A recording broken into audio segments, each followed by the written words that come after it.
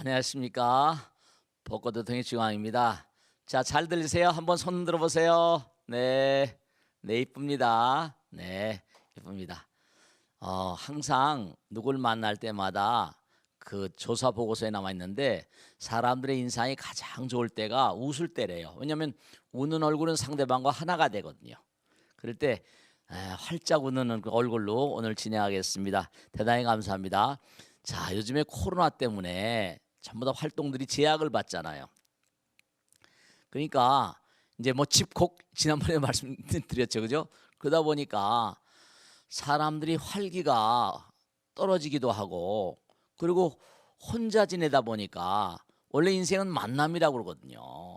근데 이렇게 줌으로 물론 새로운 어떤 기자재를 만들어서 이런 줌 시대를 열고 있습니다만은 사람들이 참 뭔가 원기 떨어지고 그래서 이렇게 온라인으로 만나긴 하지만 오늘 어떻게 우리가 이런 문제를 좀 이렇게 잘 해결할 수 있을까, 그런 질문을 좀 받아보면서 그런 얘기를 같이 좀 나눌까 하는 그런 생각입니다. 자, 누가 질문 있으신 분 한번 질문을 해보세요. 네, 네. 네, 스님 안녕하세요. 네, 안녕하십니까? 네, 요런 코로나로 인해서 네, 사회 현상이 많이 변했어요. 그렇습니다. 요즘 네, 온라인 독서실이 인기라고 하거든요. 네, 저 서로 들었어요. 네, 뭔가를 공유하는 것도 아니고 음, 각자 자기 방에서 공부하는 모습만 우리가 보고 있거든요. 네, 네, 온라인으로라도 함께 공부하려고 하는 것은 네. 다른 사람과 함께 할 때 더 힘을 얻기 때문이 아닐까요, 스님? 네, 지금 말씀이죠. 저도 온라인 네. 독서실 얘기를 들었어요. 근데 뭐냐면 지금 우리가 하고 있는 거랑 비슷한 거예요. 옛날에 우리 독서실 알잖아요. 그죠? 이제 독서실에 가서 공부를 하고 그러는데 이제는 독서실에 갈 수가 없어요. 그죠? 그러니까 이 줌, 참 사람 필요는 발명의 어머니라고, 아이들이 집에서도 공부방이 다 있는데도, 공방인데도 독서실에 가서 공부한단 말이죠. 그러니까 그 좋은 점도 있는 게 같이 경쟁 의식도 있고 집중하는 그런 상황을 보면 도움도 되고 하니까 그렇게 독서실에 갔었어요.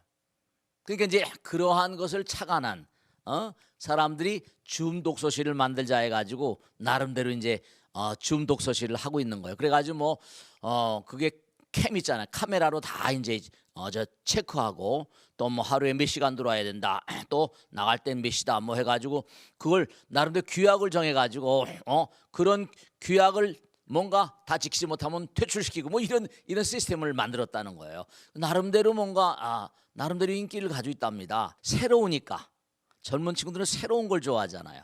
그러니까 새로우니까 나름대로 그렇게 관심거리가 되고 있는 모양입니다. 그러니까 이건 이 줌 독서실에 관한 얘기들은 이게 좀 요즘에 새로운 스타일을 하더라도 여기에 대한 연구를 좀 이제 하는 사람들이 뭔가 있어야 되지 않겠나.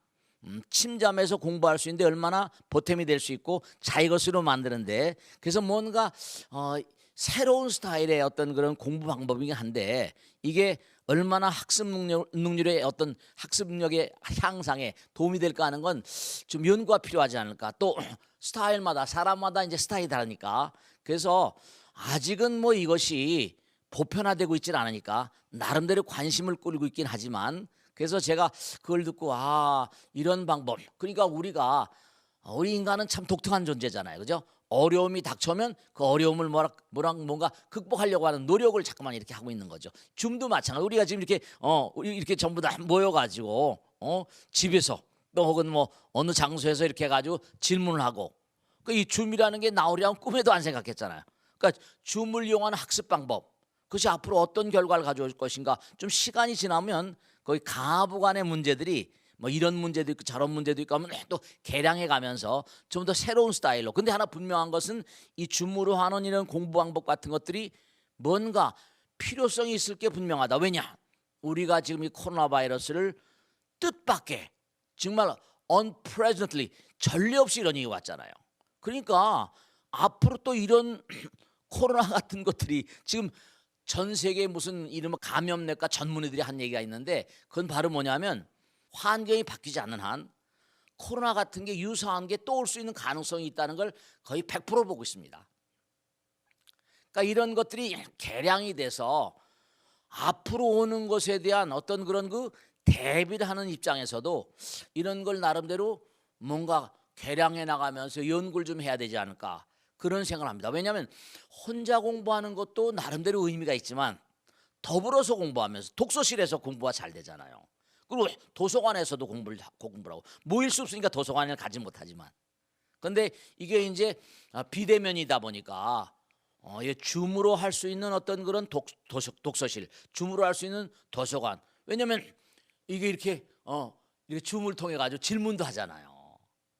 궁금한 거 질문도 하고 강의가 요즘에 대학마다 이 줌으로 하는 강의가 나름대로 상당히 지금 한 학기가 지나가고 있는데 상당히 정착이 되어가고 있다 이런 얘기들을 많이 하고 있습니다. 그러니까 줌으로 하고 있는 이 도서관도 독서실도 나름대로 뭔가 사람들에게 뭔가 나름대로 어떤 그런 그 긍정적인 점도 있을 것이고 연구해서 개선해야 될 점들도 있을 겁니다. 근데 어쨌든 간에 이 시대 흐름 따라서 모든 게 우리 인간은 그 시련이 닥쳐오면 그걸 극복하려는 노력 같은 것도 정말 필요한 거기 때문에 새로운 스타일의 어떤 그런 줌 독서실 이 흐름 따라서 모든 게 재행이무상이라 부처님께서 하나도 고정된 건 없어요. 흘러가는 것이고 제법이 무합니다. 하나도 어떤 것이 확정된 방법이 없어요. 그렇기 때문에 이때 시대의 흐름 따라서 이렇게 줌으로 방송도 하고 줌으로 독서실도 갖고 여러 가지 하는 걸 보면 이것도 이 시대에 필요한 것이다. 그런 생각을 해봅니다. 네, 또 다음 질문 한번 해보세요. 네, 누가 하실까? 예, 스님 안녕하세요. 안녕하세요. 네, 반갑습니다. 네, 예, 사람이 잘못이나 실수를 했으면 어, 당연히 사과를 하고 용서를 구해야 하는데요. 아하, 그런데 사과를 받고 오히려 더 화가 날 때도 있습니다. 네, 그건 왜 그렇습니다. 그럴까요? 네, 이제 네, apology, 영어로 apology라고 하는데 이 사과에 대한 연구를 한 사람이 많이 있습니다. 왜냐하면 누가 사과를 했는데 영 맞득치가 않는 거예요. 저도 누가 뭐 네가 그렇게 느끼면 내 사과할게. 이건 사과 이게 그 사람이 내가 정말로 자기가 잘못했던 걸 느끼고 서로 사과 받는 사람도 나 잘못했다 뭐 진심이 느껴져야 되는데 그렇지 않는 당신이 그걸 갖다가 뭔가 내가 잘못했다 뭐 사과할게. 이게 사과를 받는 사람도 영 뭔가 받아도 영 기분이 어색한 사과 받은 것 같지 않은 그런 상황이 되는 수가 많이 있습니다. 그래서 이 마음은 통하는 거거든요. 저 사람이 어떤 말을 하게 되면 그것이 내 마음이 수용되는 경우는 그 사람의 진심이 통해서 하나가 되는 경우에 마음과 텔레파시 먼데 있는 것도 텔레파시 통하는 법인데요. 근데 사과를 받는데도 대체로 정치인들이 그런 용어를 많이 쓰죠. 이 정치라는 건 말의 예술이라고 하지 않습니까? 그런데 말을 했는데도 듣는 사람들이 자기 자존심을 깎아내지 않으면서 상대방에게 수사학적으로 뭔가 사과한다.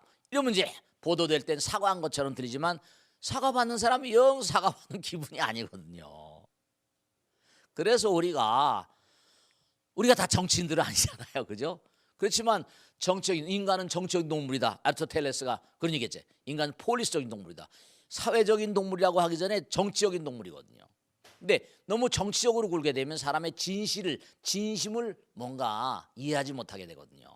그러니까 우리가 정말 그 사람을 내가 사랑하고 그 사람이 잘못된 점이 있다면 진심으로 사과해야 되거든요. 내가 정말 뭔가 생각을 잘못한 것 같아. 미안하다. 네가 정말로 뭔가 그렇게 받아들여도 전혀 생각 바뀐데 뭔가 느낌이 와야 돼요. 느낌이 와야 됩니다. 그리고 내가 정말로 잘못한 것에 대해서는 뭔가 보상책이라고 하면 좀 이상하지만 내가 정말로 어떻게 하면 좋겠냐 뭐 이렇게 그런 어떤 그런 대화에 정말 상대방의 진심이 느껴지도록 하는 게 사과의 원칙입니다. 그러니까 영어도 apology for 무엇을 위해서 뭔가 상대방의 마음의 어떤 다친 부분을 아물게 하기 위해서 그렇게 해서 하는 게 사과거든요. 근데 오히려 사과했는데 더 마음이 상처가 나, 더 마음이 그냥 불안한, 뭔가 좋지 않고 이러면 이게 얘기가 안 되죠. 그러면 사과를 받고도 오히려 뭐라 욕이 터져 나오기도 합니다. 근데 이런 건 말씀이죠. 정말 부부지간에 부자지간에도 마찬가지예요. 이거 사실은 제가 이거 하나 꼭 당부드리고 싶은 게 있는데, 항상 어떤 경우라 하더라도 부부간에나 친근한 관계를 하더라도 예절을 잘 지켜야 됩니다. 내가 이 말을 할 때 상대방이 어떻게 받아들일까? 항상 사과라는 건 뭐냐면 상대방을 인식하지 않고 말할 때, 독선적이고 독단적일 때 문제가 생기는 거예요. 자기 생각만 하거든요. 자기 생각만. 상대방, 특히 뭔가 남편이나 아내나 아들, 딸들, 여러분 아들, 딸들 4배로 낳았다고 해서 함부로 해보세요. 그게 트라우마. 우리 엄마는 저런 여자야. 이래버리면 평생을 두고 가는 수가 있습니다. 제가 그리고 실제로 체험한 적 있어요. 우리 엄마는 어렸을 때부터 나를 무시해. 말 한마디 하더라도 항상 틱틱해. 그러면 대단히 심각합니다. 저는 그래서 평생을 두고 엄마를 배척하는 그런 가족도 본 적이 있습니다. 한마디 던지는데 그 사람의 인성이 체크가 됩니다. 그러니까 말할 때 자기 생각대로 말하면 안 돼요. 상대방의 마음에 상처를 줍니다. 그러니까 항상 사과라는 건 말씀이죠. 거기에 정말 함부로 말한 데 대한 어떤 그런 그 상대방의 인격을 손상시키거나 상대방의 자존심을 상하게 한다거나 그럴 경우에는 그게 정말로 충심이 아니면 내가 이렇게 하겠습니다. 잘못했으니까 이렇게 하겠습니다. 그것도 헛말이 되는 거예요. 만약에 지키지 못하면 신뢰감이 더 깨져버립니다. 적당히 둘러대면서 인생 살아온 게 그대로 다 보이거든요. 그러니까 항상 중요한 건 상대방의 진심으로 사과하고 사과하는 행위를 하지 않으면 상대방은 받아들여지지 않아요. 자, 다음 질문 받겠습니다. 네.